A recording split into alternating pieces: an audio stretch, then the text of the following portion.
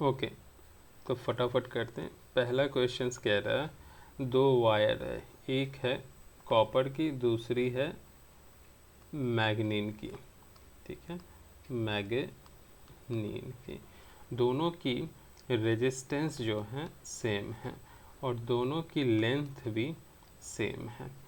तो इस केस में किसकी जो है वो एरिया बड़ी होगी? तो डेफिनेटली मैग्नीन की एरिया बड़ी होगी, क्योंकि कॉपर की कंडक्टेंस बड़ी होती है। कॉपर की स्पेसिफिक रेजिस्टेंस जो होती है वो कम होती है, किससे? मैग्नीन से। ओके, तो इसी वजह से जो मैग्नीट का होगा एरिया जो होगा वो बड़ा होना पड़ेगा। क्यों? क्योंकि दोनों की रेजिस्टेंस सेम है, यानी दोनों की कंडक्टेंस सेम है। तो मैग्नीन तभी उतनी कंडक्टिव हो पाएगी जब उसकी एरिया बड़ी होगी, क्योंकि कंडक्टेंस जो है वो इन्वर्सली प्रोपोर्शनल होती है एरिया की, सॉरी डायरेक्टली प्रोपोर्शनल होती है एरिया की। कंडक्टेंस जो है वो डायरेक्टली प्रोपोर्शनल होती है एरिया की, और रेजिस्टेंस जो है वो इन्वर्सली प्रोपोर्शनल होती है एरिया की। ओके, दोनों की रेजिस्टेंस सेम है, इसलिए दोनों की कंडक्टेंस सेम होगी। क्लियर हो गई? तो कंडक्टिविटी किसकी ज़्यादा होती है? कॉपर की, यानी सिग्मा जो है वो कॉपर की ज़्यादा होगी, किससे? सिग्मा ऑफ मैग्नीन से। रेसिस्टिविटी यानी स्पेसिफिक रेजिस्टेंस कॉपर की कम होगी, किससे? मैग्नीन से। क्लियर हो गई? Next, define resistivity of a conductor. तो resistivity of a conductor means the obstructions offered by a conductor, यानी it is the property of a conductor that restricts flow of electricity passes through it. Write its SI unit ohm meter. तो इसको तो बाद में करेंगे, अभी क्या रही है? 120 volt light bulbs, one of 24 watt and other of 200 watt are connected in series across 240 volt line. तो दो बल्ब हैं जो कि सीरीज में लगे हुए हैं, किससे? 240 वोल्ट से। एक जो है ऑपरेट हो रही है 120 वोल्ट, यानी इसकी रेटिंग, ऑपरेट नहीं, रेटिंग जो है 120 वोल्ट 24 वॉट। दूसरी की जो रेटिंग है वो कितनी है? 120 वोल्ट और 200 वाट। कौन ज़्यादा जल्दी बर्न होगा? तो जिसके पास ज़्यादा हीट फ्लो होगी। हीट क्या होती है? H equal to I square R T. तो आई तो सीरीज में है, दोनों में कांस्टेंट होंगे, तो मैटर ख़त्म हो गए।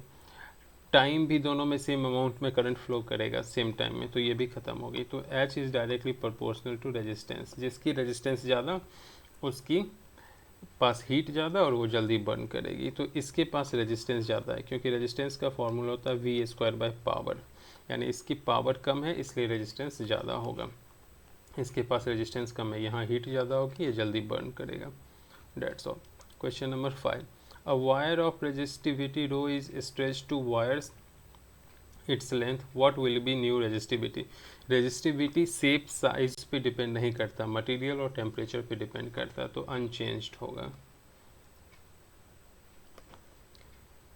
Out of two bulbs 25 watt and 100 watt, which one has high resistance? V square by P, जिसकी पावर कम उसकी रेजिस्टेंस ज़्यादा, यानी 25 वाट वाली की रेजिस्टेंस ज़्यादा होगी।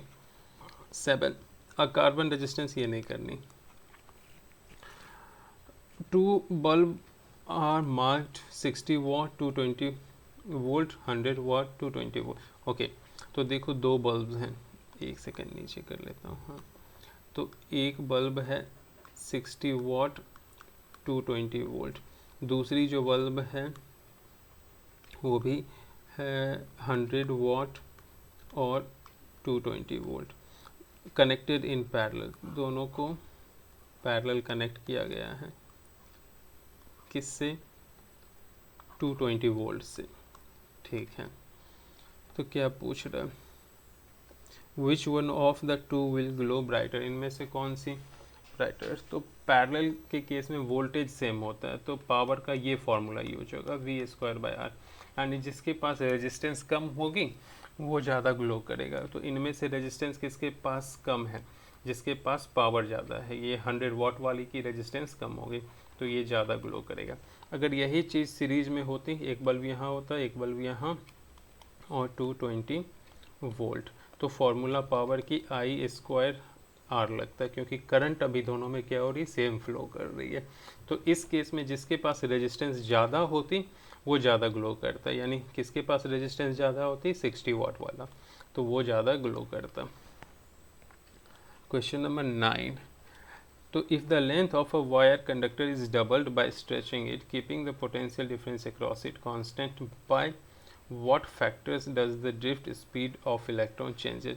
तो देखो दो वायर हैं, ठीक है, तो इसको पोटेंशियल डिफरेंस दिया हुआ है और इसकी लेंथ डबल कर दी। तो इस केस में, ठीक है, सेम वायर है, इसकी लेंथ डबल है, तो जो ड्रिफ्ट स्पीड है वो इन्वर्सली प्रोपोर्शनल होती है लेंथ की, है ना। तो v1/v2 इक्वल टू होगी L2/L1। ओके, तो अभी क्या किया है, लेंथ डबल कर दिया, तो ये 2:1 हो गई, तो ये क्या हो जाएगी, आधा हो जाएगी, यानी v2/v1 क्या हो जाएगी, 1:2, तो आधा हो जाएगी। अगर लेंथ डबल कर दोगे तो ड्रिफ्ट वेलोसिटी आधी हो जाएगी।